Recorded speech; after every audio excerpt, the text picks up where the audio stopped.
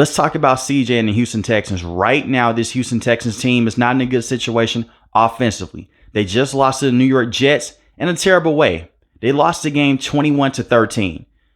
For context here, the kicker did miss 2 field goals in this game, but this offensive line has been a problem all season long.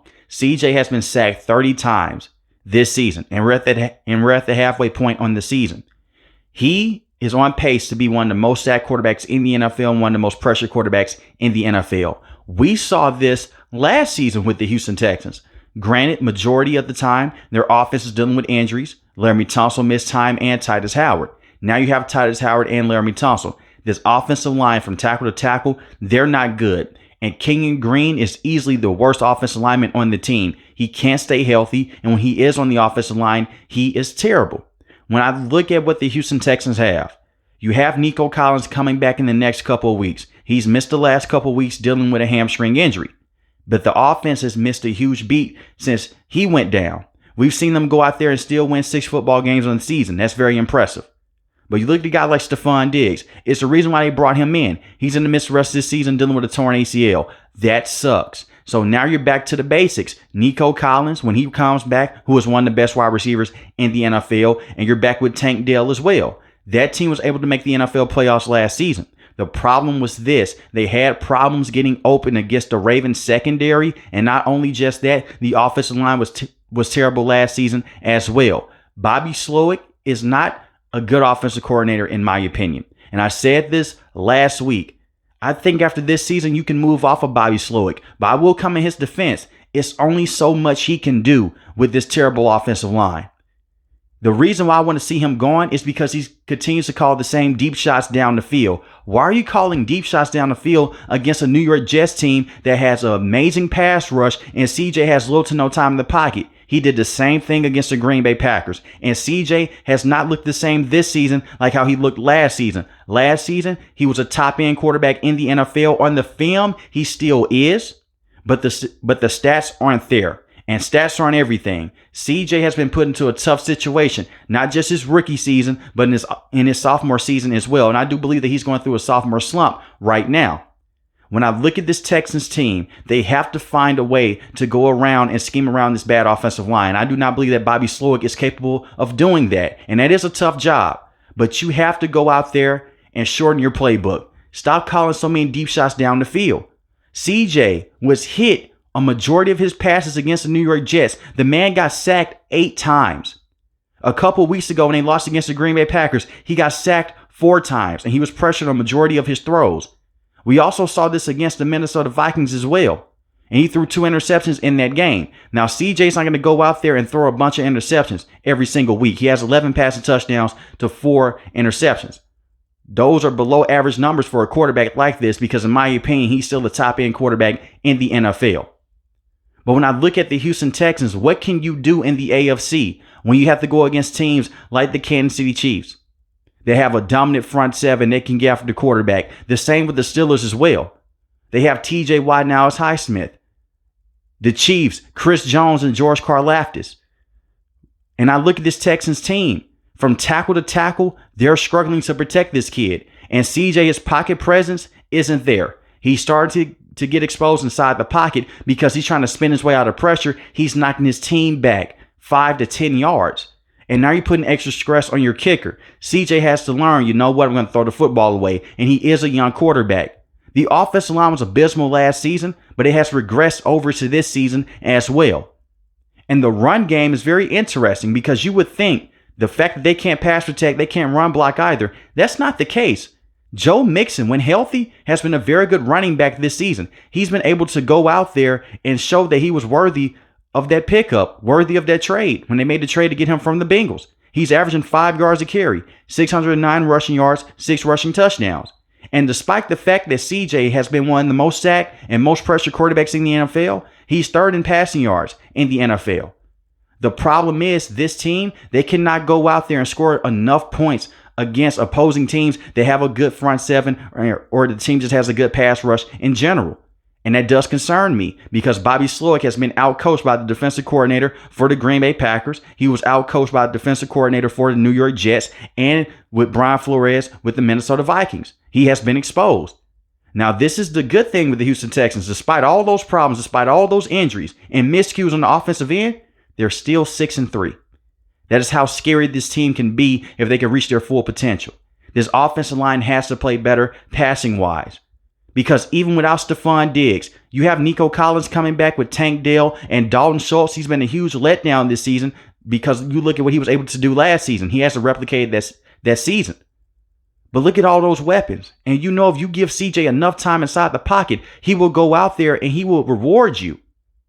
I've been very disappointed in Bobby Slowick this season because you look at what happened last season. When the offensive line wasn't particularly good, guess what he did? He went out there and he was calling plays, get rid of the football quick out of CJ's hands. He still dealt with pressure, but they was rarely touching him in certain games.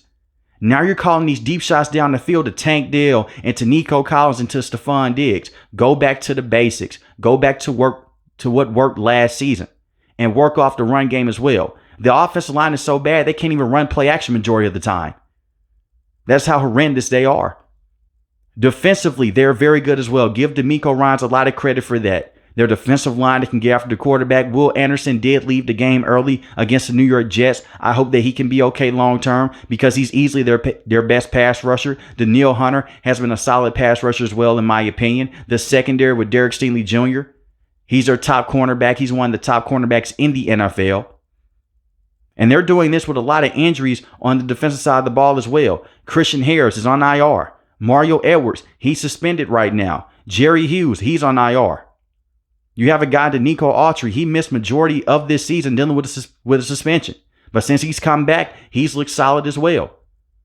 I like Kamari Lassiter a lot at the right cornerback position, playing alongside Derek Stingley Jr. So their defense alone can go out there and can help them win football games. They just have to take care of CJ. I worry about when quarterbacks take a lot of hits because we have seen it with another quarterback in this division many years ago. Look at what happened to Andrew Luck. And the Houston Texans, I understand why they did not go out there. They did not put a lot of resources in the offensive line over the offseason because you would think, well, Laramie Tunsil, he's been a solid tackle in his career. Titus Howard has high potential. Those guys together could be one of the best tackle duos in the NFL, and they still want to give Kenyon Green enough time. Kenyon Green is just not a good guard in the NFL. He's easily one of the worst guards in the NFL as a starter. And Shaq Mason is an aging veteran as well at the right guard position.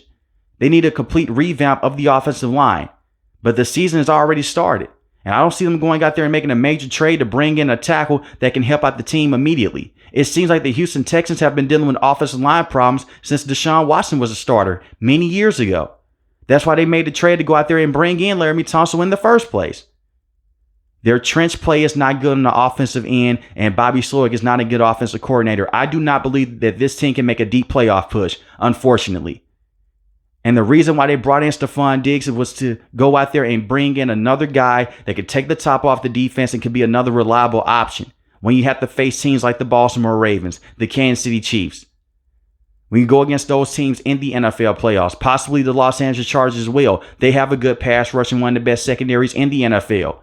It was sad to see what happened a couple weeks ago. The Minnesota Vikings, yes, they blitzed CJ a lot.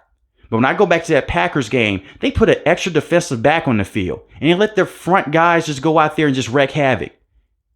And Bobby Slowick did not have an answer for it. And the offensive line did not have an answer for it either. They've tried to slide protection one way. They tried to go out there and block and tight end. It's just not working. And CJ is also now not trusting his offensive line because he's starting to take off way more than he did last season. I think the Houston Texans will still win this division. They just defeated the Indianapolis Colts not once but twice. That's 2 division wins in your pocket. They already went out there and they defeated Jacksonville Jaguars a couple weeks ago. That's 3 division wins. 3 of their 6 wins on the season are against teams in this division. And I'm not trying to be mean here. This is not the hardest division in the NFL. This is one of the worst.